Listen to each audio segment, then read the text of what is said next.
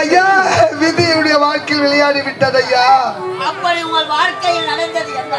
என்னுடைய வாழ்க்கை வரலாறு கூறிக்கொண்டே செல்கிறேன் ஐயா.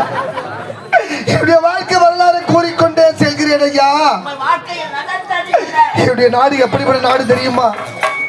சத்திய நீதி தவறாத ஆட்சி புரிந்த சத்தியபுரி நாடு ஐயா. என்னுடைய நாடு சத்தியம் தவறாத சத்தியபுரி நாடு. உண்மைத்தான் ஐயா. சத்தியபுரி நாட்டிலே நீங்கள் யார் ஐயா? ஐயா, சத்தியபுரி நாட்டிலே சத்தியசீல மன்னனுக்கும் சத்தியாவதி அம்மையாருக்கும் முத்தான 3 குழந்தைகள் பிறந்தோம் ஐயா. 3 குழந்தைகள்? ஆமா ஐயா. என்னுடைய அண்ணன் பேரோ முரளி, என்னுடைய பேரோ முத்து, என்னுடைய ஒரே தங்கை ஒப்பத்த தங்கை முத்தழகி ஐயா.